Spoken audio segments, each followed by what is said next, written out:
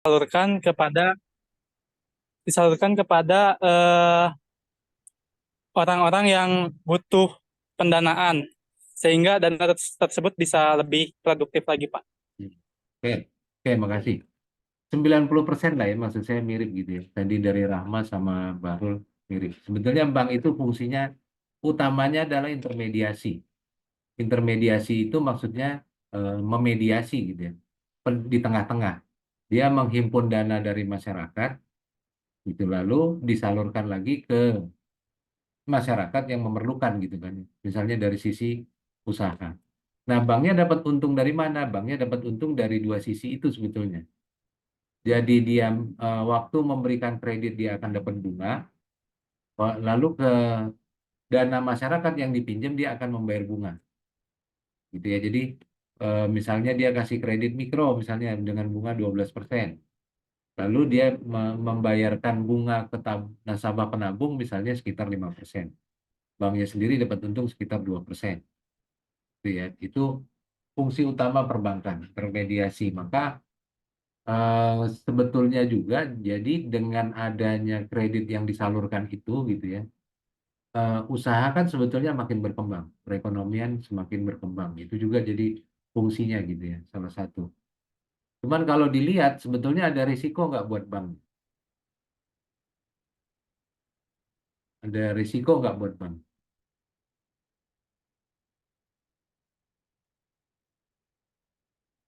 Setiap gini, saya nggak usah dijawab. Setiap usaha pasti ada risiko. Ya, setiap usaha pasti ada risiko. Dan bank itu juga terpapar risiko terutama karena penghasilan terbesar dia dari kredit, itu ada di risiko kredit. Jadi nanti teman-teman kalau di S2 tuh belajar tuh, atau nanti waktu kerja di bank akan belajar. Ada 11 macam risiko. Jadi ada manajemen risiko. 11 macam risiko yang harus dimitigasi gitu ya oleh perbankan. Yang terbesar itu risiko kredit, ada risiko pasar. Risiko pasar itu misalnya inilah ya, pergerakan suku bunga, apa namanya, pergerakan kurs, gitu ya, itu risiko pasar. Lalu nanti ada risiko hukum, tuntutan hukum. Ada risiko reputasi. Reputasi, kalau bank itu paling takut masalah reputasi. Jadi kalau misalnya ada fraud atau penipuan atau ini yang melibatkan pegawai bank, itu bank paling takut mengenai reputasi. Kalau terekspos gitu ya. Karena apa? Karena di dalam bank itu unsur kepercayaan penting. Unsur kepercayaan penting. Jadi ada yang namanya kredit. Kredit itu asalnya dari bahasa Itali, credere. Credere itu artinya kepercayaan. Jadi unsur kepercayaan di bank itu penting. Jadi 11 resiko yang ada di bank, 11 ini yang apa namanya dimitigasi. Tiap resiko ini supaya bisa terkontrol dengan baik. Sebentar, sebentar. Interupsi sebentar.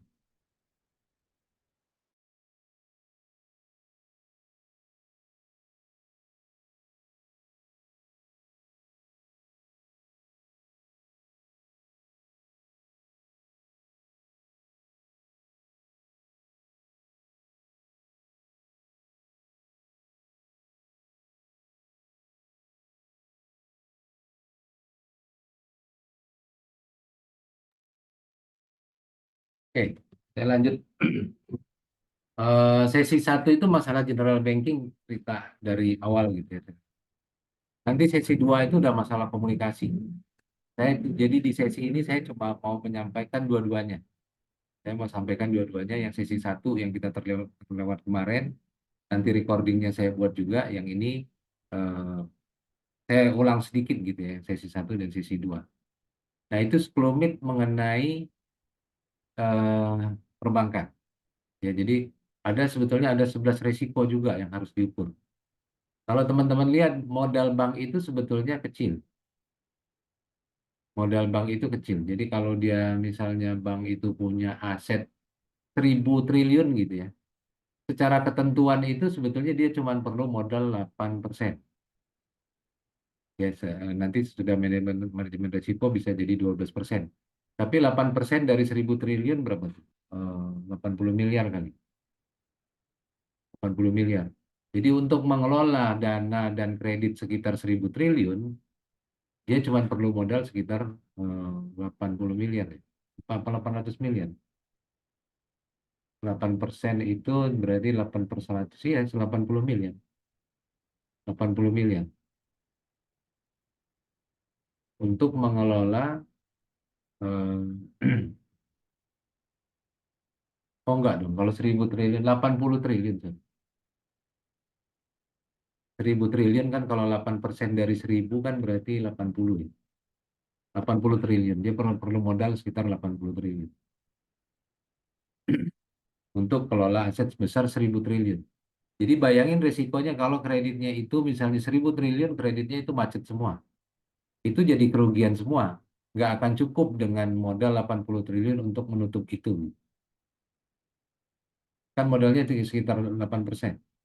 80 triliun kan berarti. Kalau 1.000 triliun macet semua kreditnya, berarti nggak akan cukup bank itu untuk mengcover itu. Mengcover itu ada, mengcover kerugian itu akan jadi kerugian gitu. Dan berarti banknya juga nggak bisa akan mengembalikan dana masyarakat yang ada di tabungan, giro, dan deposito. Nah, itu makanya di Indonesia itu ada lembaga penjamin simpanan. Jadi teman-teman kalau di Indonesia kalau di sesuai kriteria gitu ya semuanya dana nasabah itu dijamin gitu ya dijamin oleh pemerintah. Dijamin oleh pemerintah itu dari lembaga penjamin simpanan. Oke, saya masuk ke sesi satu.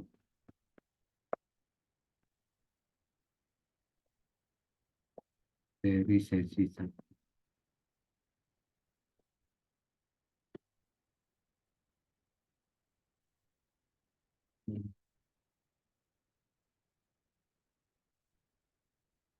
Kalau ada yang mau tanya, silakan potong aja.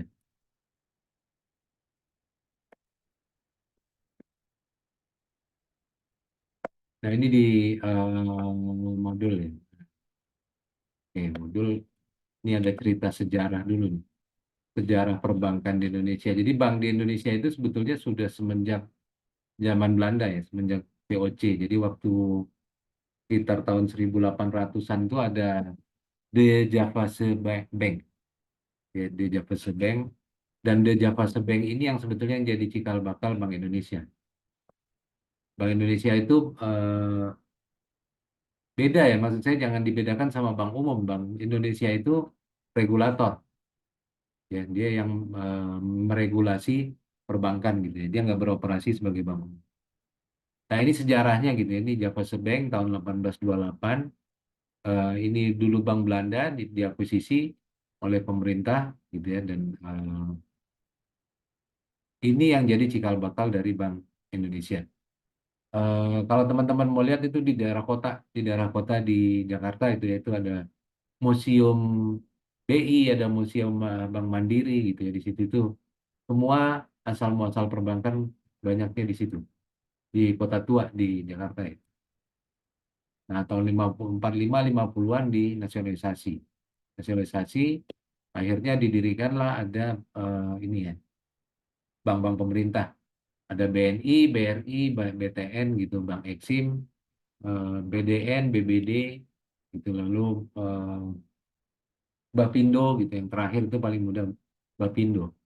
Tapi tahun 98 terjadi krisis ekonomi gitu ya.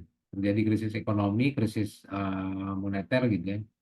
Waktu tahun 98 itu em, suku bunga sempat melonjak gitu ya. Melonjak kenapa? Sebetulnya karena dana dana asing yang ada di Indonesia itu semua terbang keluar gitu. Jadi akhirnya terpaksa suku bunga meningkat. Suku bunga meningkat waktu itu suku bunga sempat menginjak sampai 60% tahun. 60% setahun dan kurs itu berubah tahun 97 itu masih 2.500 per US dollar, tahun 98 dia naik menjadi 15.000. 15.000 per US dollar. Ya, jadi itu tahun 97 98 akhirnya karena krisis moneter ini empat bank pemerintah digabung ya. Bank Eksim, BBD, BDN, Bapindo digabung jadi Bank Mandiri tahun 98. Yang kita kenal sampai sekarang namanya dengan Bank Mandiri gitu ya. Ini untuk penguatan modal karena hampir seluruh perbankan waktu tahun 98 itu kolaps. Jadi teman-teman ingat ya, modalnya itu kecil. Ya, begitu modalnya itu kecil, begitu dia terjadi krisis, misalnya gitu ya, kursnya meningkat terlalu tinggi dari 2.500 ke 15.000, bank ini kan bukan nggak mungkin punya kewajiban di luar negeri, gitu ya, punya kewajiban di luar negeri yang harus ditutup gitu ya. Eh, dan kewajiban ini menjadi melonjak gitu ya, karena kurs dari 2.500 menjadi 5.000 dan akhirnya eh, kolaps karena modalnya pun nggak cukup. Jadi sama pemerintah waktu itu karena banyak bank yang kolaps diberikan bantuan likuiditas gitu ya, dibantu lalu disuntikan juga modal gitu, rekapitalisasi. Nah ini yang 15. Jadi waktu itu dilakukan rekapitalisasi perbankan. Jadi bank-bank ini yang tidak sehat digabung seperti bank pemerintah tadi yang 4 digabung jadi bank mandiri, diberikan modal baru gitu ya, diberikan modal baru sementara eh, kreditnya di sisi aset itu kan kreditnya banyak yang sudah ini ya, sudah apa namanya, tidak terbayar gitu ya nasabahnya karena suku bunga sampai 60%. Nah, itu di apa namanya, diganti dengan obligasi pemerintah ya. Nah, semenjak 98 sebetulnya relatif masa-masa konsolidasi ya. Konsolidasi jadi masih ada beberapa bank yang juga kolaps gitu dan digabung gitu ya, terutama bank swasta gitu, bank swasta dan bank-bank asing yang em, mulai masuk di Indonesia, bukan mulai masuk sebetulnya 98 juga sudah masuk, tapi sesudah 98 lebih pesat gitu bank asing untuk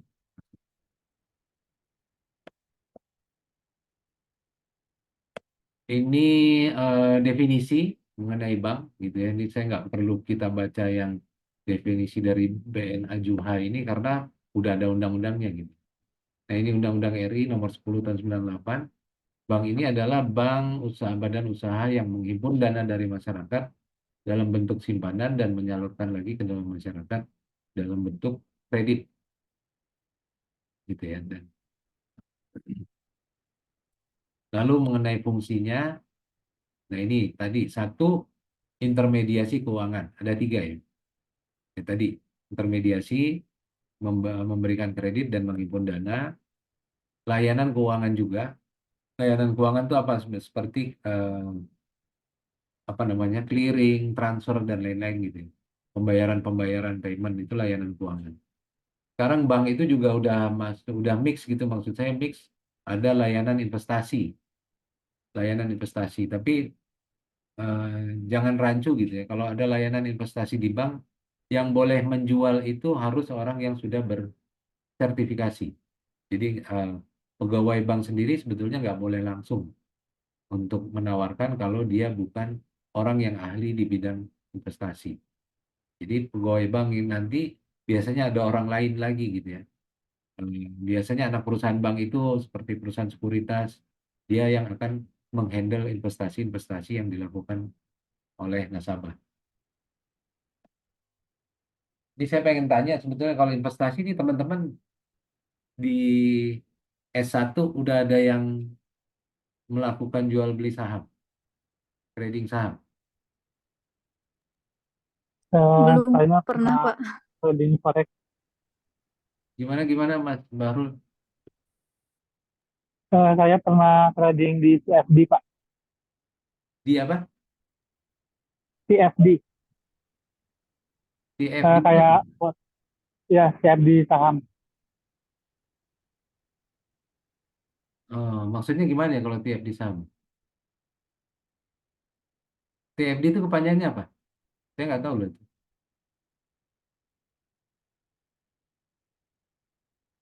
TFD kepanjangannya apa ya? Nggak kedengaran suaranya itu, nggak hidup nih. Kontrak for difference, Pak. Hmm. Kontrak for difference. Ya, jadi pengambilan labanya itu bukan pakai apa, cuman dari selisih harga aja di pengambilan labanya itu. Jadi nggak ada yang namanya apa ya kalau pembagian setiap bulan itu kalau dividen, nah, bukan dari dividen pengambilan labanya itu, cuma dari selisih pergerakan harganya aja, Itu saham bukan tuh. faktor dividen. Ya saham, Jadi sahamnya kita beli, terus nanti ya. yang jual beli siapa ya? Bukan kita. Eh, kita lewat pialang Pak, Oh iya lewat pialang kan ya, lewat lewat ya, aplikasi aplikasi. ya lewat pialang. Oh ya sama mungkin ya. Mungkin istilah TFD-nya aja yang saya nggak apa namanya nggak paham. Tadi satu lagi yang jawab siapa tadi? Yang perempuan saya nggak lihat ininya namanya. Siapa tadi ya? Rahma, ya? Ya saya mah belum pernah gitu. Oh, oke oke oke. Gini gini. Saya sih bukan ini ya, bukannya mau menganjurkan gitu ya. Tapi kan gini, coba deh gitu ya, coba. Coba karena apa? Karena kan gini, saya kadang-kadang concern gini ya, lihat mahasiswa, mahasiswa udah S2 pun kadang-kadang gitu ya. Tapi kok nggak bisa dapat penghasilan, kok nggak bisa ini gitu. Nah, apa namanya?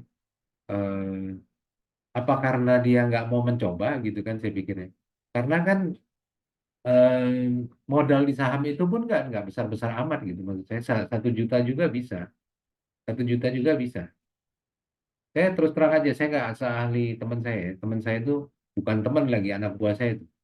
Masih muda tuh, umurnya masih kemarin itu dia tahun kemarin. Mungkin 30-an gitu. Pinjam dari kantor 200 juta buat main saham. Saya bilang lu orang gila lu, pinjam buat main saham. Oke ini, jadi saya yang tanda tangan pinjamannya dia. Yang tanda tangan pinjaman. Tahu uangnya sekarang berapa? Dalam 5 tahun saya nggak ketemu dia. 60 miliar dari 200 juta itu. Murni main saham. Saya sampai belajar sama dia, lu ngerjain apa sampai 60 miliar. Jadi itu motivasi aja, motivasi aja. Cuma saya nggak menganjurkan saham atau apapun gitu ya. Cuman yang punya fundamental itu saham. Maksud saya gini, saham itu ada nilainya karena memang perusahaannya itu bernilai.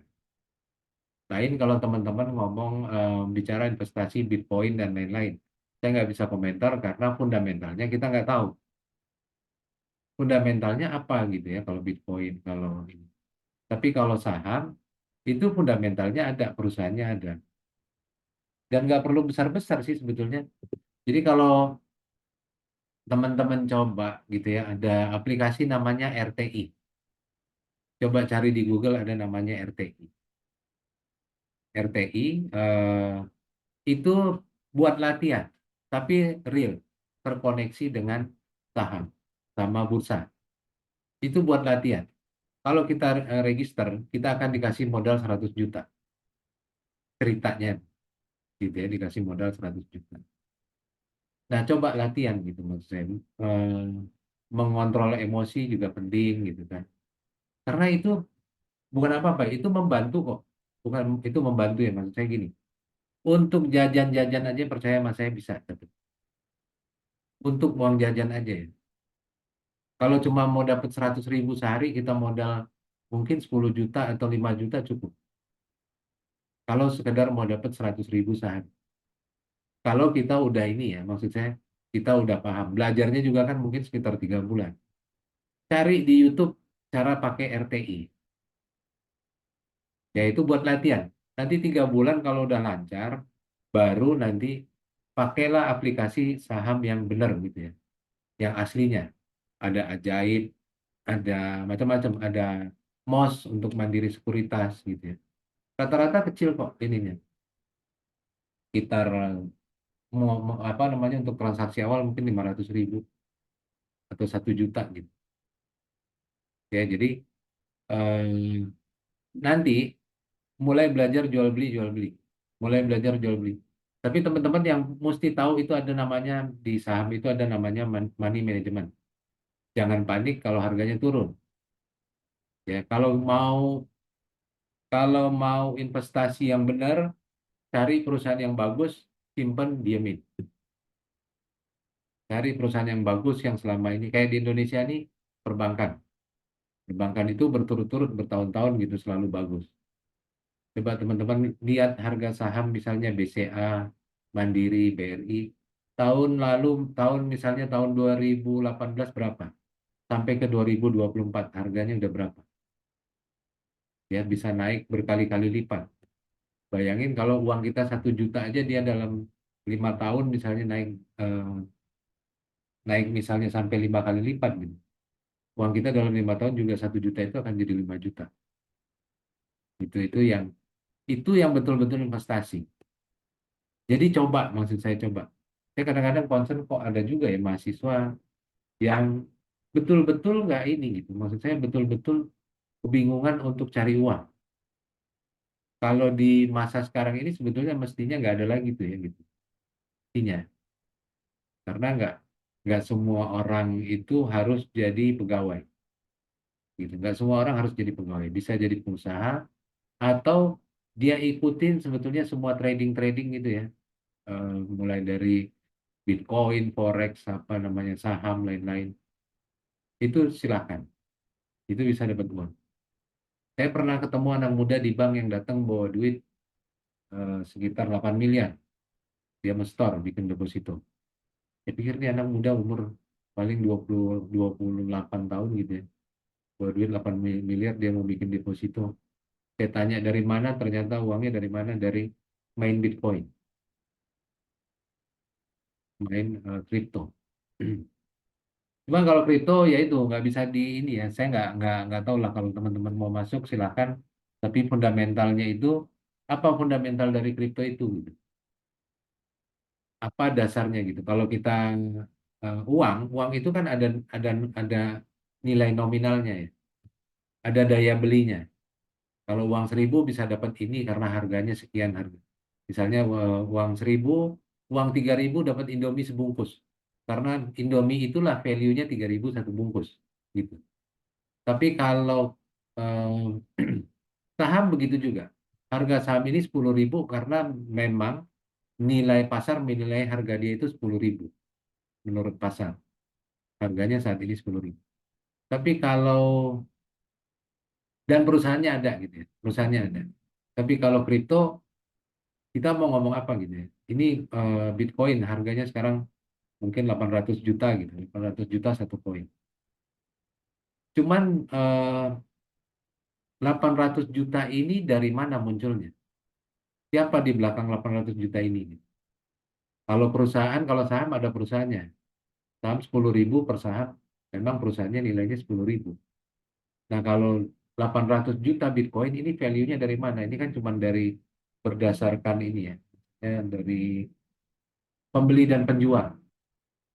Pembeli dan penjual yang bersepakat bahwa harga Bitcoin itu satu koin itu harganya 800 juta. Nah itu yang sampai sekarang dia diperdebatan apakah dia fundamentalnya ada atau enggak gitu. Tapi kenyataannya banyak juga yang berhasil. Banyak juga yang berhasil main di kripto. Hati-hati, hati-hati karena fundamentalnya sebagian orang menyebut nggak ada fundamentalnya. Eh, Sama seperti kita melihat uang gitu, lihat uang. Nah, diskusi lagi, diskusi lagi. Eh, Pernah lihat mata uang Hong Kong, Hong Kong dolar? Kantong dolar Nah, pernah lihat uang kertasnya? fisiknya belum, Pak. Oh, coba di browsing ya. Nanti di bawahnya itu banknya, bank sentralnya bukan bank sentral, tapi bank swasta, HSBC, Hong Kong Shanghai Banking Corp. Itu swasta kan, maksud saya, bank swasta. Dia yang menjamin mata uang Hong Kong. Beda ya sama kita ya. Kalau kita kan di bawahnya tuh yang tanda tangan bank sentral, Bank Indonesia sama Kementerian Keuangan, sama Menteri Keuangan. Jadi pemerintah tuh yang menjamin. Tapi kalau di Hong Kong, yang dipakai itu swasta yang menjamin. Jadi kalau misalnya KSBC itu kolaps gitu ya. Gimana sama masyarakat Hong Kong? Nah, itu teman-teman kalau baca baca sejarah seru tuh. Karena Hong Kong itu lepas dari Cina tahun 97. Lepas dari Cina lepas dari Inggris. Lepas dari Inggris dikembalikan ke Cina tahun 97. Tapi mata uangnya rupanya tetap eh, dolar Hong Kong itu dikelola sama Inggris gitu ya. Melalui siapa? Melalui uang swasta dia, SBC. Sebetulnya pemerintah Cina nggak salah juga kalau dia mau mengkonversi Hong Kong itu pakai yuan gitu. Tapi kalau dia mau konversi, Inggris sendiri sudah menawarkan gitu ya untuk orang-orang kaya Hong Kong untuk keluar dan mereka bisa tinggal di Inggris. Diberikan semacam kartu izin tinggal tetap gitu untuk orang-orang kaya Hong Kong. Jadi sementara ini masih didiamkan gitu ya sama sama Cina. Tapi itulah memang sebetulnya yang menariknya ya di sektor keuangan. Saya nggak akan cerita jauh-jauh, itu contoh aja. Contoh bagaimana menariknya sektor keuangan itu karena ya tadi ya, pasar pun ada macam-macam. Ada saham, ada obligasi, misalnya ada kripto gitu ya. Sampai apapun aset sekarang udah dibuat marketnya gitu. Dan banyak berkaitan dengan moneter. Banyak berkaitan dengan moneter.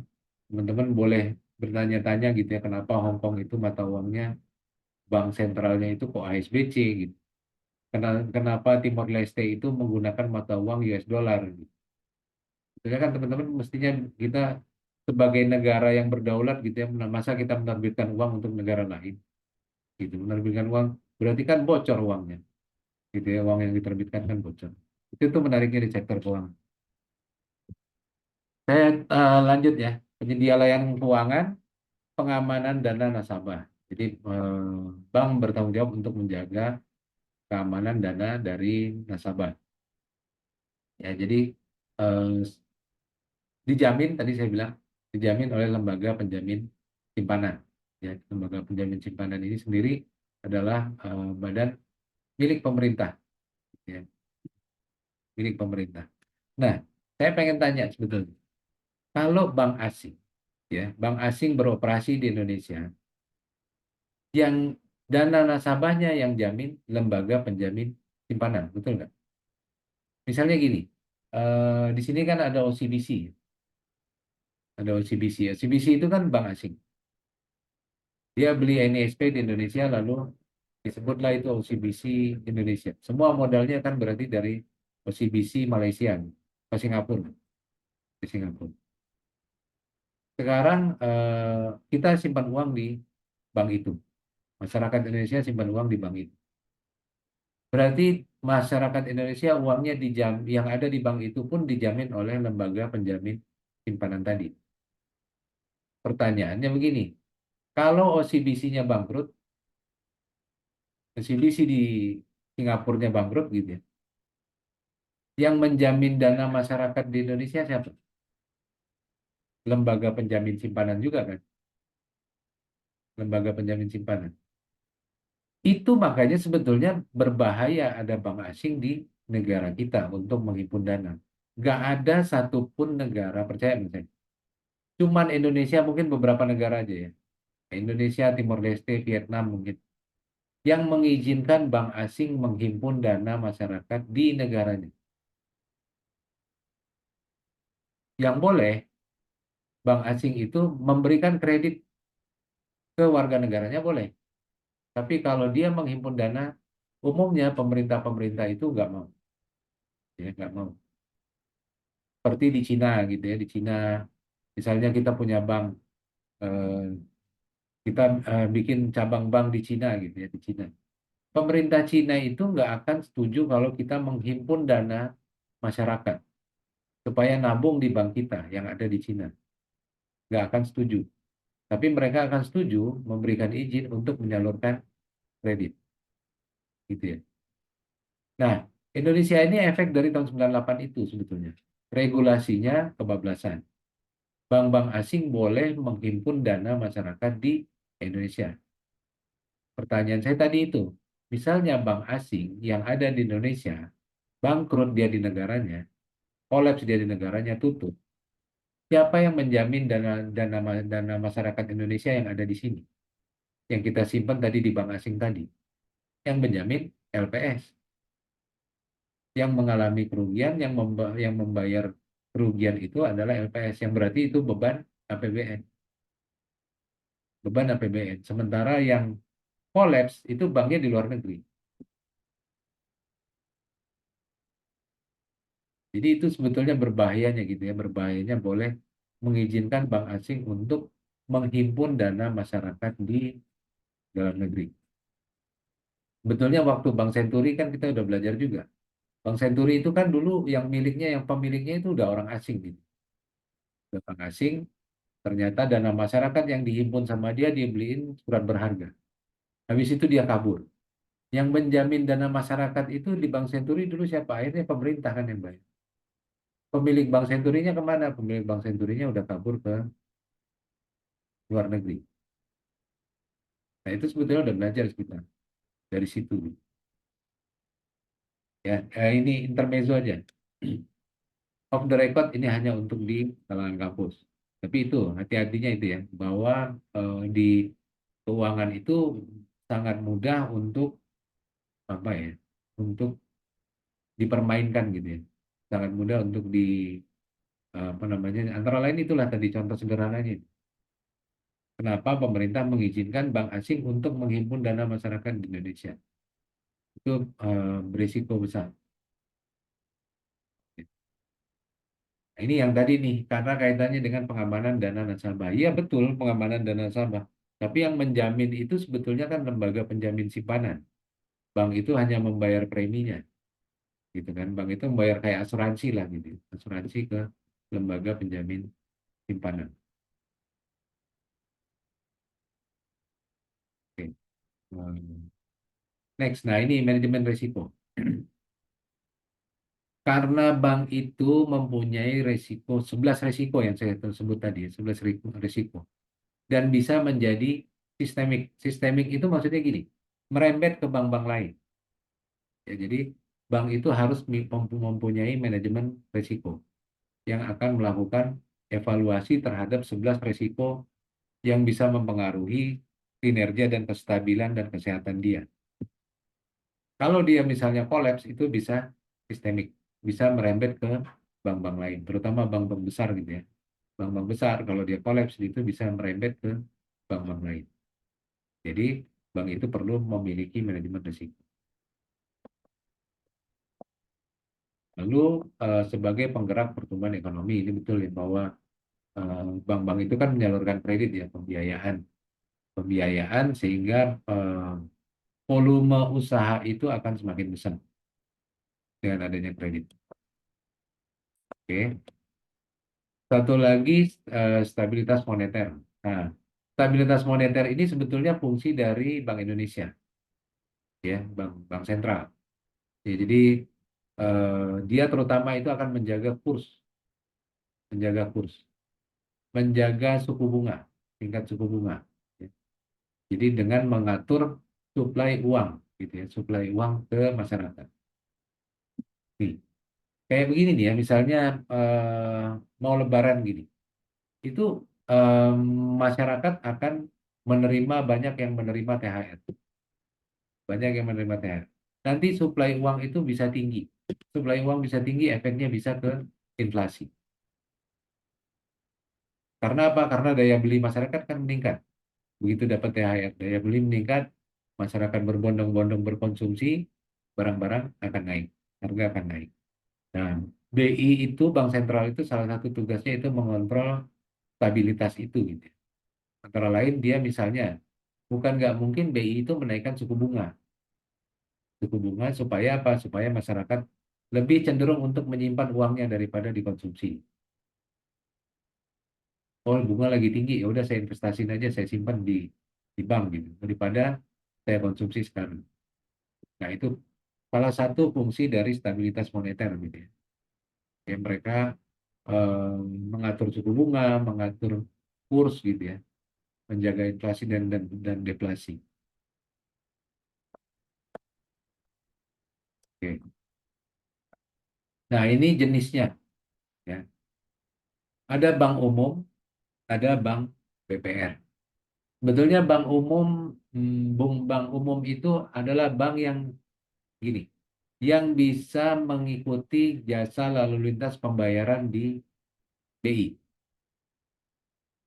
Ya, jadi dia punya usaha bank, perbankan konvensional gitu ataupun syariah, memberikan kredit dan menghimpun dana, tapi dia bisa mengikuti lalu lintas pembayaran yang diselenggarakan oleh pemerintah dalam hal ini BI.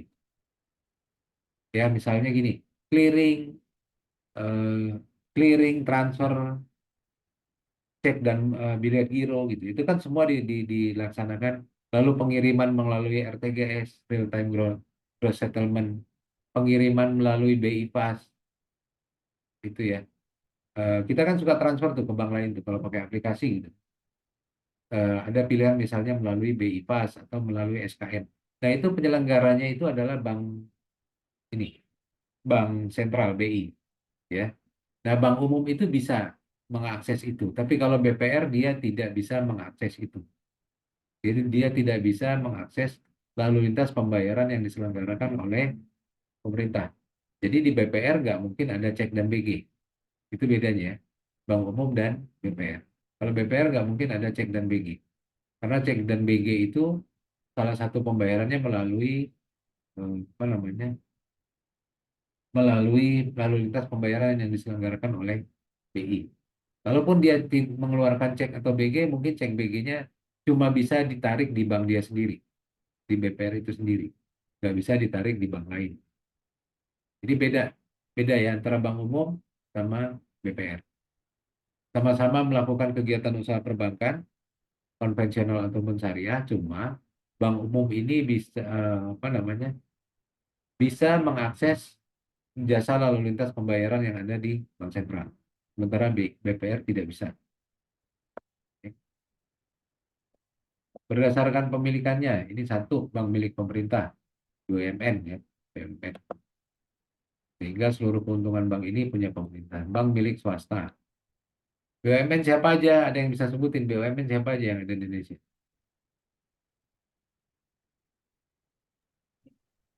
Mandiri, BNI, Ya, Mandiri, BNI, BRI, BTN. Ya, swasta nasional banyak. BCA gitu ya. BCA itu swasta nasional. Milik Jarum Group. Bank milik koperasi. Dulu ada Bukopin, saya nggak tahu Bukopin masih ada. Kalau udah dibeli, kalau nggak salah Bukopin udah dibeli sama Bank Korea nih. KKB itu, ya, Kukmin gitu. Lalu bank asing, ya, pemilikannya dimiliki oleh orang asing atau luar negeri. Jadi pemilikannya asing.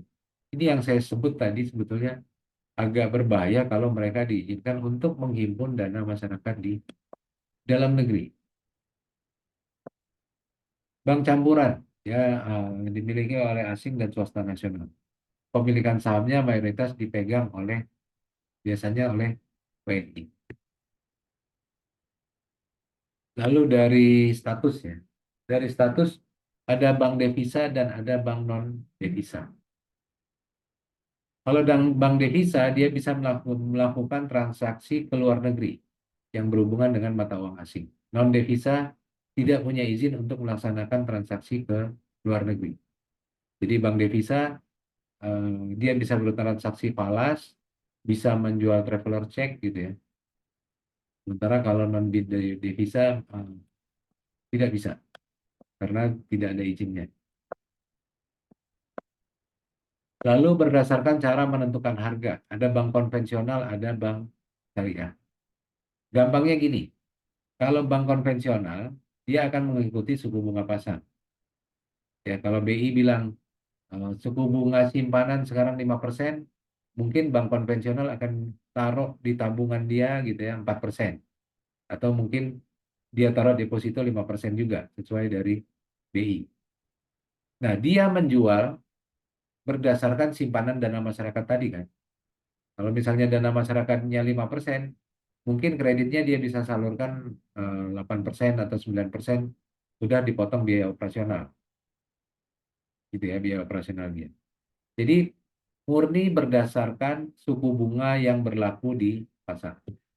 Itu bank konvensional. Sementara bank syariah ini kebalikan, bukan kebalikan. Walaupun dalam prakteknya gitu ya, karena bank syariah ini masih kecil di Indonesia, masih 5% kalau nggak salah saya porsinya dari seluruh perbankan. Taruhlah 8% dari seluruh perbankan, masih kecil. Jadi mau nggak mau sebetulnya bank syariah di Indonesia pun akan suku bunganya akan berusaha mendekati bank konvensional. Akan ini ya, akan berusaha bersaing. Kalau nggak kan masyarakat nggak mau simpen dana di dia, gitu ya, nggak mau simpen dana di bank syariah. Nah bedanya, bank syariah itu misalnya dia kasih kredit 9%, misalnya ya, dia kasih bunga, taruhlah mereka nggak nyebut bunga gitu ya, ini kita di apa mereka kan bilangnya ada prinsip murabahah, mudharabah dan lain-lain gitu ya, bukan itu bukan bunga gitu ya. Tapi saya cuma mau cerita bahwa ini kan sebetulnya mirip dengan bunga. Mirip dengan bunga. Taruhlah misalnya dia kasih kredit dengan sistem bagi hasil 9% setahun. Nah, keuntungan dia dari 9% ini yang dia bagi ke nasabah dana. 9% taruhlah dia untungnya berapa? 3% dia potong biaya operasional, untung 5%. 5% ini yang dia bagi ke nasabah penyimpan. 5%. 5% dia kasih ke nasabah penyimpan. Jadi kebalikan. Jadi dia nggak ada urusan sama suku bunga pasar. Dia nggak ada urusan sama suku bunga yang ditentukan oleh bank sentral. Tapi dia berurusan sama pendapatan dia. Pendapatan dia sekian, sesudah dipotong biaya operasional, keuntungannya itu yang dia bagi ke nasabah penyimpan. Gitu. Nah, apa keuntungannya gitu ya? Keuntungannya kalau dia bank syariah atau bukan? Kalau bukan bank syariah, sebetulnya keuntungannya antara lain suku bunga itu kan cenderungnya stabil. Tapi kalau terjadi krisis gitu ya, yang diuntungkan sebetulnya bank syariah. Karena dia nggak ada urusan sama suku bunga pasar. Misalnya krisis nih sekarang, bunga 60% kata BI, kata Bank Sentral. Bunga yang berlaku di Indonesia 60%. Bank syariah itu akan tetap gitu maksudnya. Akan tetap dengan suku bunganya yang sebelum ada krisis. Kenapa? Karena dia keuntungannya dia bagi dari keuntungan dulu kan, dari kredit yang dia berikan. Cuma karena dia lebih kecil ini yang mesti dihati-hati gitu. Karena dia lebih kecil bukan nggak mungkin nasabah bank syariah melihat suku bunga di pasarnya 60%, mereka pindahin tuh ke bank konvensional karena bunga di bank. Nah, nanti bank syariahnya juga yang kolaps. Ya. Eh, itu bedanya. Itu bedanya. Ada benefitnya juga kalau teman-teman mau baca gitu ya. Banyak banyak benefitnya, eh, terutama ketahanan terhadap kondisi krisis di bank syariah.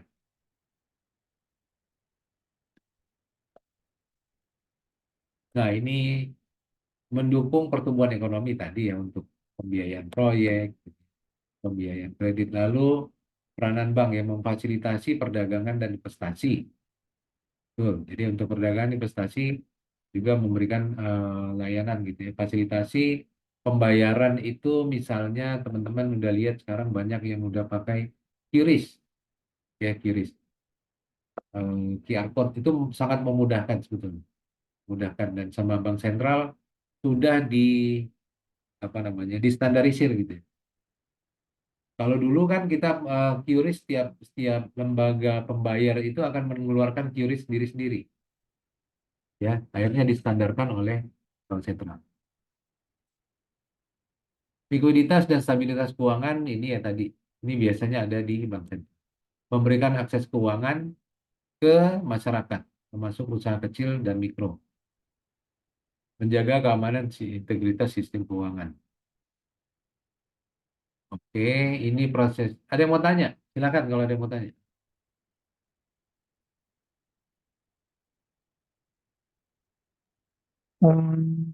Pak, mau tanya soal LPS tadi, Hmm. Ya, lembaga penjamin. Jadi apakah bisa dikatakan LPS itu semacam asuransi, asuransi yang apa?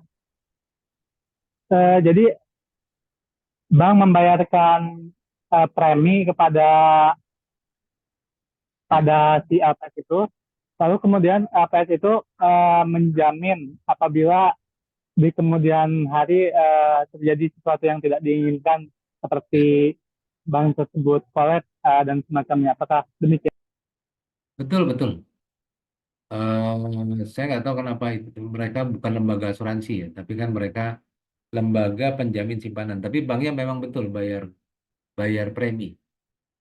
Banknya bayar premi.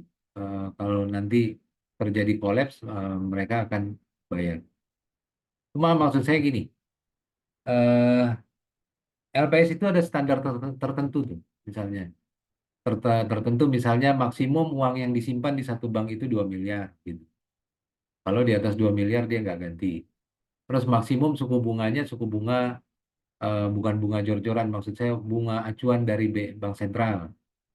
Gitu kan kadang-kadang bank itu suka jor-joran ya, maksud saya bunga dari yang ditentukan oleh BI itu Bank Sentral suku bunga pasar 5% untuk ini. Nah, bank bisa aja dia untuk menghimpun dana masyarakat dia kasih 7%. 7% dia mau kasih 7%. Nah, itu hati-hati karena 7% berarti dia mungkin nggak dijamin oleh LPS. Gitu. Kalau terjadi apa-apa dia nggak dijamin oleh LPS. Karena di luar ini. Jadi banyak tuh sekarang saya lihat bank kecil-kecil gitu ya yang buka kasih tabungan gitu dengan bunga tinggi gitu ya. Terutama yang pakai aplikasi-aplikasi gitu tuh bunganya tinggi-tinggi tuh. Saya nggak tahu apakah mereka dijamin oleh LPS atau mereka menjamin sendiri gitu ya. Karena baca ketentuan LPS-nya, biasanya LPS-nya sesuai bunga acuan. Dia bisa dibilang asuransi, tapi mereka bukan lembaga asuransi sih, tapi mereka lembaga penjamin. Sebetulnya mirip sama asuransi.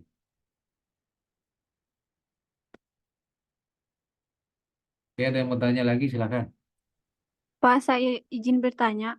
Ya, Gini Pak, kan dulu saya pernah kerja di perbankan ya. Terus di bagian kreditnya hmm. kan ada nasabah tuh yang bayar sekitar contohnya ya 1 juta. Terus si nasabahnya kelebihan bayarnya 1,2 juta lah. Terus dari pihak bank itu nggak bisa ngembaliin uangnya. Itu masuknya kemana ya Pak? Dan kenapa nggak bisa dikembaliin? Padahal itu kan hak si nasabahnya gitu. Nah, tanya banknya sebetulnya saya bingung juga kenapa nggak bisa dikembaliin. Kan jumlah kewajiban yang dia harus bayar 1 juta dan nasabahnya transfer 1,2 juta. Harusnya bisa dikembaliin gitu. Saya nggak ngerti prosedur yang terjadi di bank itu gitu ya di tempatnya Rahma itu. Kenapa dia nggak bisa mengembalikan yang 200.000 itu gitu. Harusnya bisa, harusnya bisa. Waktu itu apa, Pak? Nggak ada penjelasan apa-apa ya dia nggak bisa mengembalikan Oh, itu. kalau dari pihak dulu sih dari pihak banknya gini katanya. Soalnya itu udah masuk ke sistem, jadi nggak bisa dikembaliin lagi. Oh, nggak Terus ada. kita juga bingung gitu ke nasabahnya, Pak. Nggak. Kalau masalah sistem dan lain-lain itu masalah teknis. Harusnya bisa diselesaikan. Harusnya bisa diselesaikan. Jadi kalau bukan maksudnya gini, itu kan berarti kapabilitas orang yang menanganinya yang kurang gitu. Kapabilitas orang yang menanganinya. Sebetulnya sistem apapun yang dibuat itu kan backgroundnya sama. Harus bisa dikoreksi gitu. Itu berarti kalau menurut saya sih kapabilitas orangnya ya, bukan bukan banknya. Harusnya itu bisa dikembalikan. Hati-hati sebetulnya kalau bank itu lembaga yang menjaga kepercayaan. Kalau hal-hal seperti itu tuh bisa apa ya, bisa ini apa bisa membuat reputasi jadi buruk gitu. Resikonya lebih besar lagi. Jadi kalau sekedar kita belum paham bagaimana mengembalikan uang itu yang sudah masuk sistem, ya harus cari tahu, maksud saya gitu. Harus cari tahu, tanya ke kantor pusat gimana ini mengembalikannya gitu. Karena itu bukan uang kita, bukan uang banknya. Itu sih menurut saya. Baik, Pak, terima kasih. Oke, proses intermediasi ya pengumpulan dana dengan pengumpulan dana di masyarakat oleh bank ya bisa dalam bentuk tabungan, giro, deposito atau giro, deposito, rekening berjangka. Deposito dan rekening berjangka ini sama ya. Cuman ada yang tahu bedanya deposito dengan sertifikat deposito?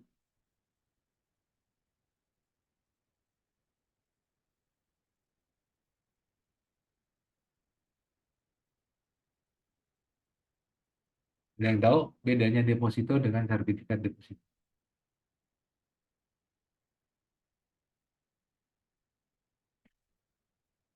Oke, kalau nggak ada, nggak apa-apa, cari tahu. Itu salah satu produk perbankan juga, sertifikat deposito ya. Beda sama deposito. Ada lagi sertifikat deposito. Ya, jadi itu deposito, tapi namanya produknya itu sertifikat deposito. Cari tahu aja browsing. Setiap simpanan ini punya karakteristik dan persyaratan yang berbeda. Ya, tabungan itu biasanya sifatnya jangka pendek, giro juga jangka pendek. Giro itu ditarik dengan menggunakan cek atau bilet giro. Lalu deposito sifatnya lebih sesuai kontrak, disimpan untuk berapa lama? Misalnya untuk 1 bulan, 3 bulan, 6 bulan, sampai 24 bulan gitu. Ada nggak bank yang nyimpan menerima deposito untuk 60 bulan? Pernah ketemu deposito untuk 60 bulan? Nggak ada, nggak ada. Yakin saya nggak ada. Kenapa? Karena nggak ada yang bisa memproyeksikan bunga 60 bulan ke depan. 60 bulan ke depan berapa? Memang suku bunga acuan di pasar ada, tapi ada yang bisa memprediksi 60 bulan ke depan berapa suku bunga? Paling jauh mereka bisa pasang 24 bulan. Ya.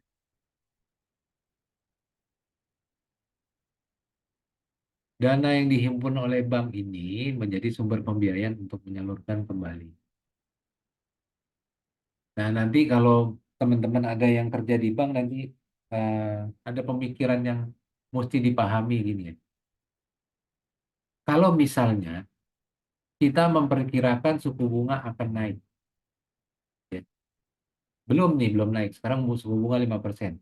Cuman perkiraan kita dalam 6 bulan kemudian, suku bunga itu bisa jadi 10%. Ya. Nah, kalau ada perkiraan suku bunga akan naik, bankir yang pinter, dia akan meminta nasabah-nasabahnya yang menyimpan dana untuk menyimpan dengan suku bunga sekarang untuk jangka waktu yang lebih panjang. Maksud saya gini, kalau dia sudah memperkirakan dalam 6 bulan ke depan, bunga akan menjadi 10%, sekarang bunga ini 5%, dia mungkin akan bilang sama nasabahnya, Bapak, Ibu, depositnya dibikin yang 12 bulan aja. Jadi dengan itu dia bisa dapat untung gitu.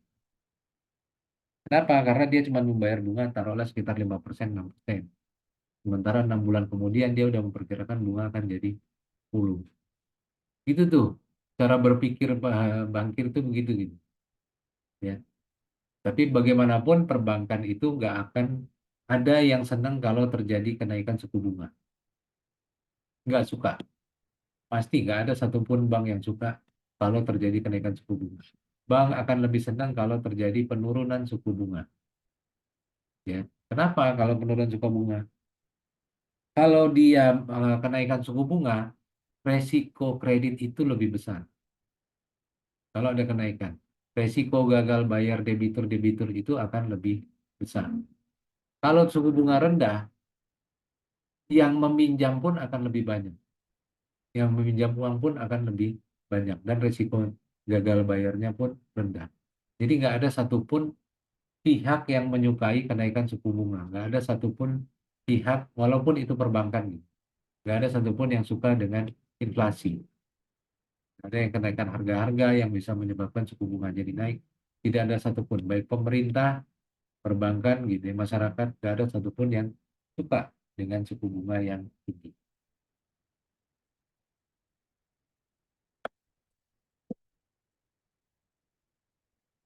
Lalu Setelah dihimpun dananya dan disalurkan dalam bentuk kredit, ya kredit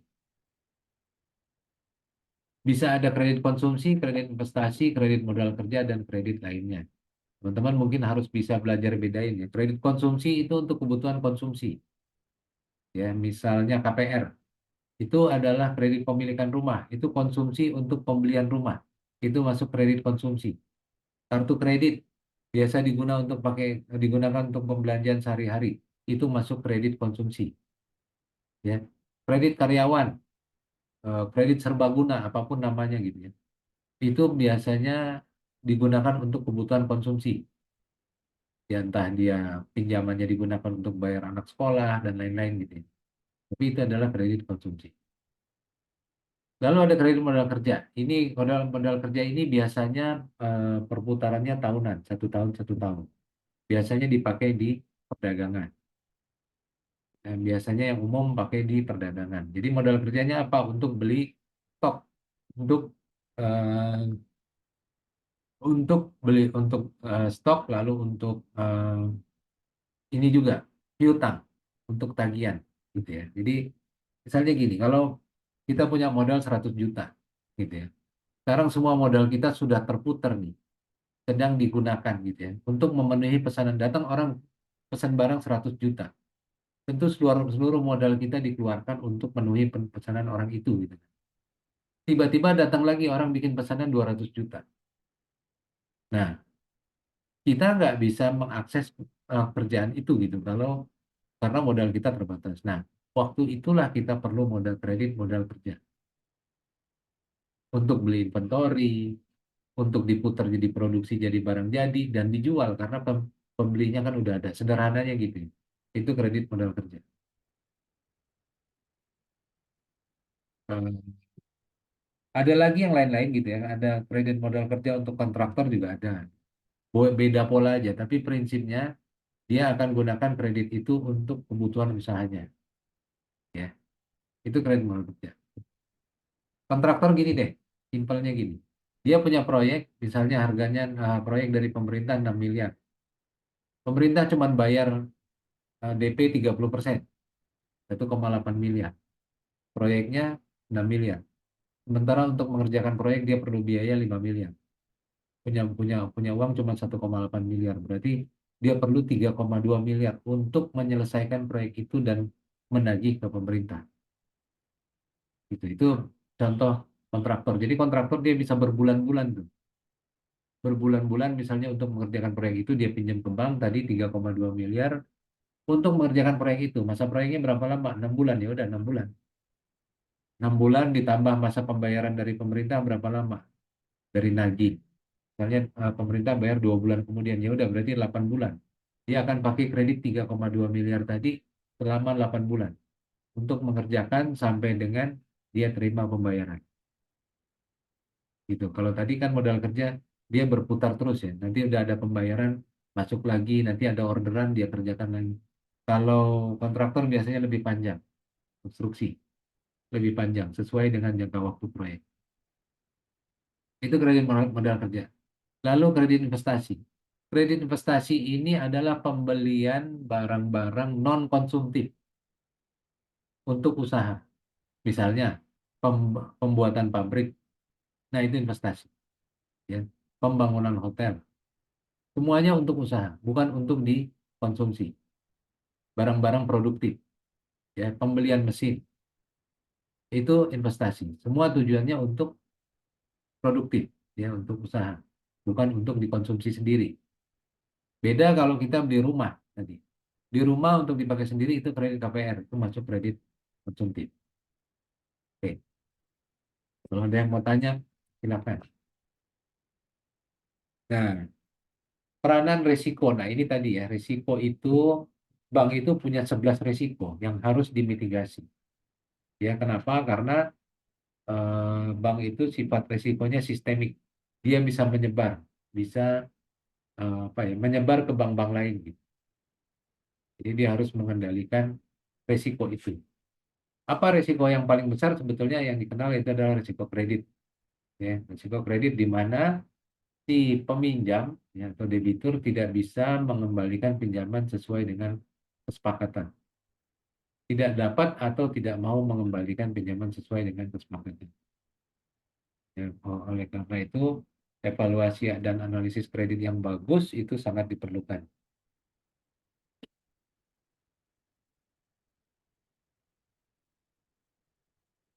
Oke, ini manfaat proses intermediasi, masyarakat bisa menyimpan dana gitu ya, dan lain-lain. Nanti silakan dibaca bagi debitur untuk memperoleh kredit, bagi perekonomian ya, bagi bank juga dapat keuntungan. Perekonomian dengan intermediasi keuangan itu sebetulnya volume bisnis itu kan semakin besar gitu, semakin besar, dan volume pembayaran itu juga semakin besar.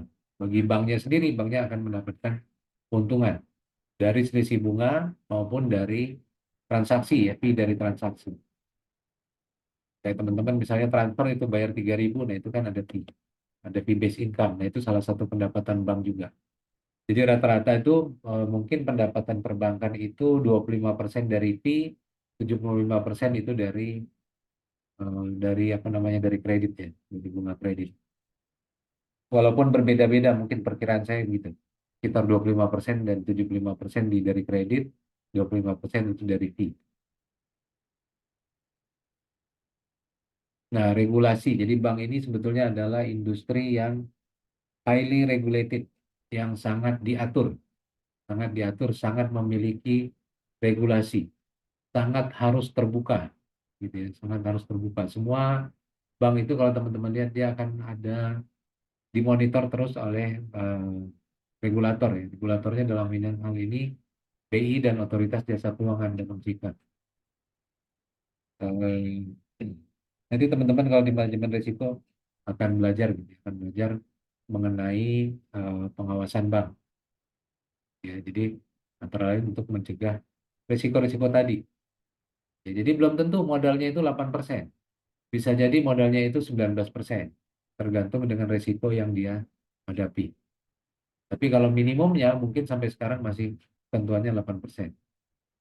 Ya, ini otoritas di Indonesia misalnya Otoritas Jasa Keuangan. Ya. Dan untuk mendirikan bank itu juga tidak sembarangan, maksudnya harus ada regulasinya sendiri, ada persyaratan pendirian, dan juga ada persyaratan modal biasanya, bahwa modal minimum dan batas pemilikan saham. Mencegah konflik kepentingan, nah itu juga. Jadi kalau dia grup usaha, biasanya ada namanya legal lending limit 30%. Jadi bank itu boleh menyalurkan ke grup usahanya maksimum 30% dari total pinjaman dia. Nggak boleh lebih dari 30%. Kayak misalnya BCA gitu ya. BCA itu kan grup Jarum. Dia boleh ngasih pinjaman ke grup Jarum maksimum sesuai legal lending limit. Saya lupa berapa posisi sekarang, tapi seingat saya kalau dulu legal lending limit itu 30%. Jadi 30% yang boleh disalurkan ke grup usaha. Yaitu untuk mengantisipasi konflik kepentingan.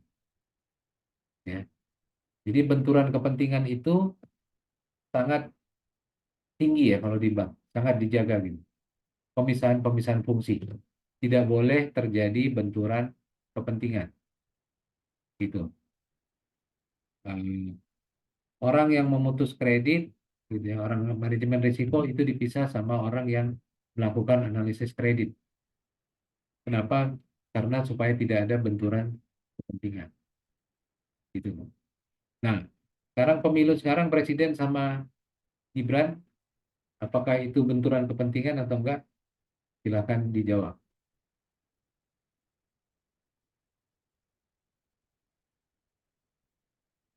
Keamanan dan privasi data nasabah. Ya, keamanan bank harus menjaga kerahasiaan data nasabah. Nah, ini penting. Ini ada risiko legal, ya, ada risiko hukum, ada risiko tuntutan, ya, kalau data nasabah itu terbuka. Jadi perlu implementasi sistem keamanan yang kuat. Ya, kadang-kadang cuma masalah konyol aja, maksudnya gini. Contoh pernah terjadi kasus bank ini kalah secara tuntutan. Karena apa?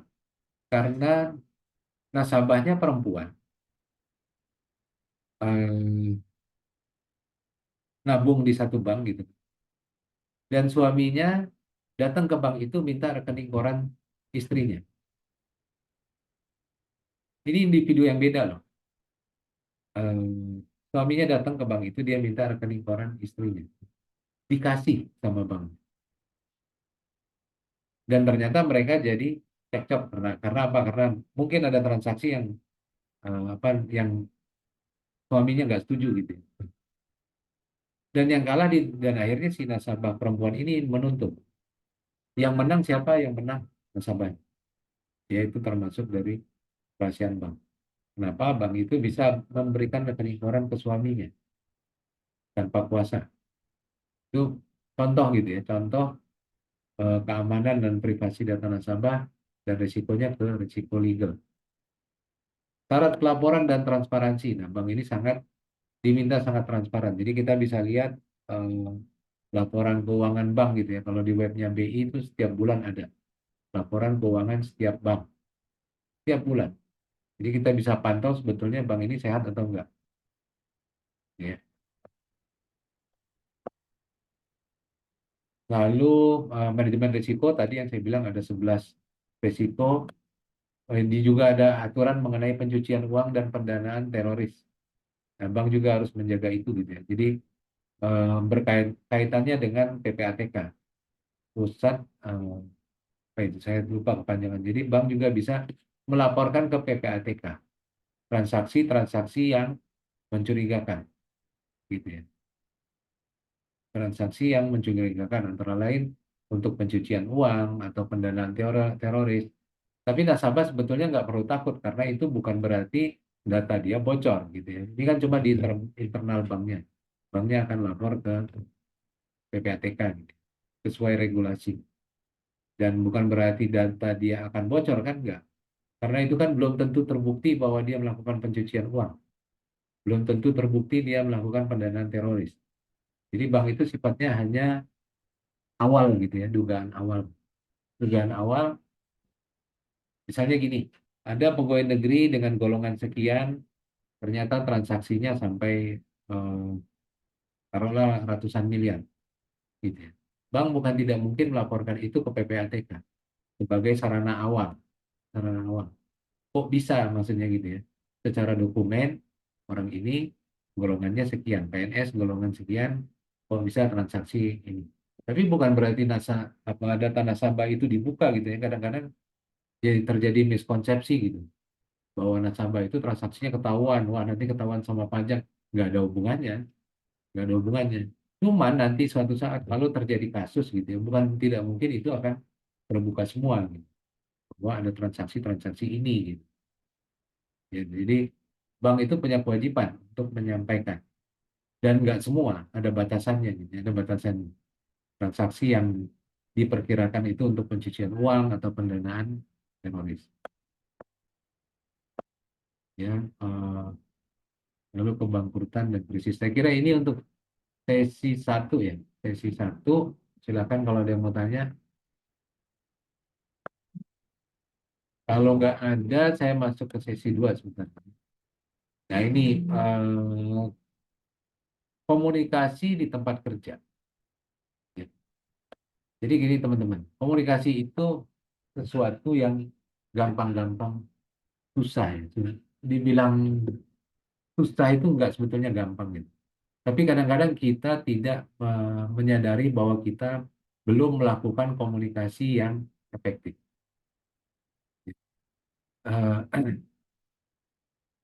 Kalau komunikasi di tempat kerja, misalnya dia kurang efektif gitu ya, tidak efektif,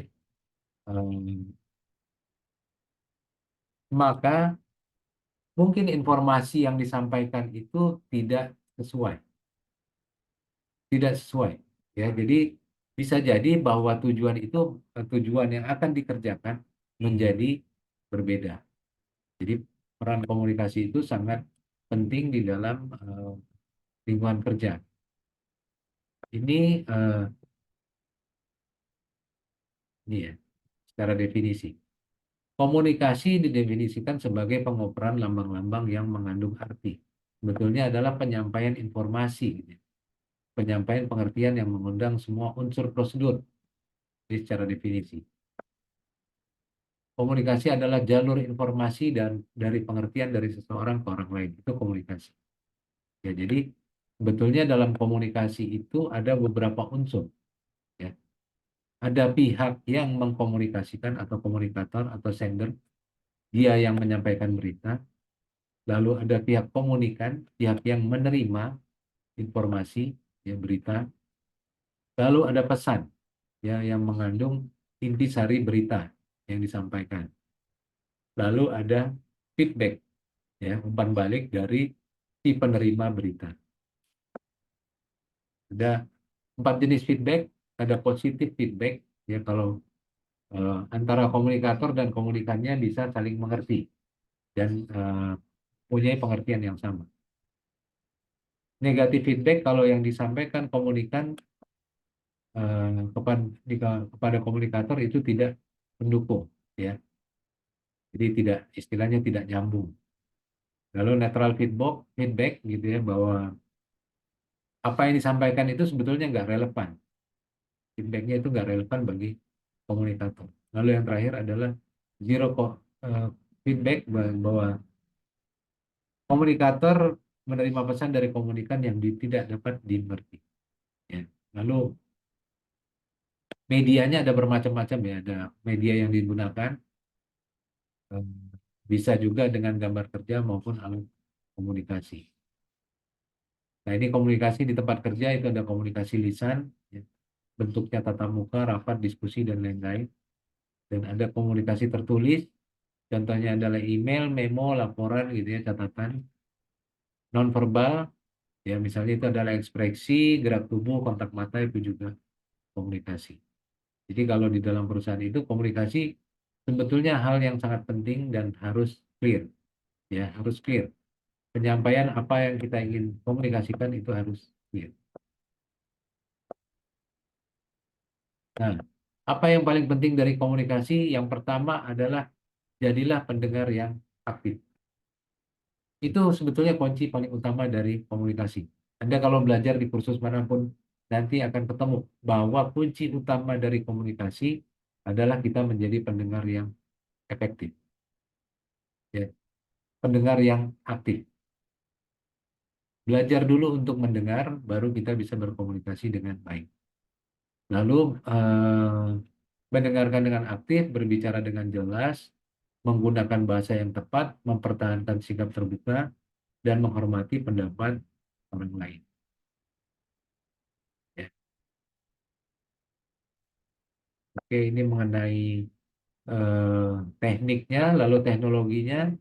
Teknologinya ya macam-macam kalau sekarang, ya. Ada email, ada aplikasi pesan instan seperti WhatsApp gitu ya, WhatsApp, Telegram, Microsoft Teams, itu semua adalah aplikasi untuk komunikasi. Video conference seperti sekarang kita gunakan Zoom, ya, ada Skype juga, ada Google Meet, ada Microsoft Teams. Manajemen proyek, ini platform manajemen proyek seperti Trello, Asana, atau Jira. Jadi di manajemen proyek itu udah ada timeline-nya, timeline penyelesaian satu proyek, dan sudah ada tugas masing-masing gitu ya. Jadi progres hariannya bisa dilihat. Lalu intranet dan portal karyawan, ini juga biasa di perusahaan punya intranet dan portal karyawan sendiri. Jadi untuk sarana komunikasi internal, menyampaikan informasi. Medsos internal, media sosial internal, mungkin di beberapa perusahaan punya sendiri, gitu. Kolaborasi online, ya seperti Office 365 sama Google Docs gitu ya, bahwa satu proyek bisa dikerjakan bersama-sama. Chatbot, virtual assistant, ini juga perusahaan ada yang menggunakan chatbot dan virtual assistant untuk komunikasi, ya, baik internal maupun eksternal. Nah, ini tantangannya dalam melakukan komunikasi. Satu, perbedaan gaya. Beda budaya kadang-kadang juga akan menyebabkan gaya komunikasi yang berbeda. Komunikasi antar budaya, nah ini kan kadang-kadang perbedaan bahasa bisa menyebabkan kesalahpahaman dan konflik. kurang transparan dan komunikasi dari manajemen. Nah, ini pentingnya sebetulnya dilakukan rapat rutin, misalnya mingguan, bulanan, ya ini untuk koordinasi, untuk supaya transparan, untuk supaya mendapat komitmen dari seluruh pegawai yang terlibat dalam organisasi. Dan komunikasi virtual ya tadi ya, seperti email maupun aplikasi instan. Nah, kalau komunikasi tidak efektif bisa menyebabkan konflik atau kesalahpahaman. Ya, bisa menjadi muncul kritik ataupun feedback yang tidak konstruktif. Ya, hubungan kerja bisa terganggu. Jadi feedbacknya itu lebih bagus kalau di internal perusahaan itu jelas dan sifatnya positif. Nah, ini meningkatkan keterampilan komunikasi, praktikanlah komunikasi aktif. Ya. Jadilah pendengar aktif, itu paling penting. Latihan kemampuan berbicara di depan umum. Saya rasa teman-teman udah bisa ya, udah biasa mungkin dari SMA, tapi latih berbicara di depan umum. Ya, anggap aja kalau kita berbicara di forum besar itu audiensnya itu batu. Anggap aja itu semua batu. Kita ngomong aja kalau memang masih takut gitu. Tapi saya yakin rata-rata sih enggak. Di SMA udah belajar presentasi gitu. Gunakan bahasa yang jelas dan mudah dipahami, perhatikan bahasa tubuh, ya perhatikan audiens kita. Kadang-kadang kalau audiensnya ngantuk, saya juga tahu. Misalnya kalau lagi ngajar nih audiensnya ngantuk, kita bisa memperkirakan. Jadi lihat dari bahasa tubuh. Gunakan contoh dan cerita, beri feedback dan kerjasama. Feedback, jadi ada komunikasi dua arah, gitu ya. Pahami audiens, hindari multitasking. Jangan mengerjakan hal-hal lain karena nanti komunikasinya jadi kurang bagus.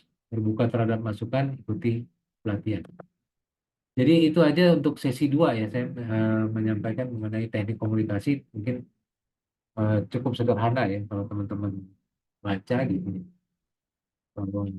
Tapi yang pertama, yang sesi pertama tadi mengenai general banking. Jadi kita lanjutkan di sesi berikutnya. Mungkin ada komentar atau pertanyaan, silakan. Permisi Pak, di perkuliahan Bapak biasanya ada absensi nggak? Ada apa? Absensi. Absensi, kalau di perguruan lain pakai absensi. Ada yang tergantung dosen juga. Ya, ya. Absen mungkin nanti saya akan buat, tapi pakai Google Form aja. Ya, nanti atau kalau oh ya, dan ntar saya buat pakai Google Form aja. Ya, oke. Kalau nggak ada, kita tutup ya untuk minggu ini. Eh, Selamat pagi, terima kasih. Assalamualaikum warahmatullahi wabarakatuh. Waalaikumsalam warahmatullahi Waalaikumsalam warahmatullahi wabarakatuh. wabarakatuh. Terima kasih Bapak. Waalaikumsalam warahmatullahi wabarakatuh. Terima kasih, Pak.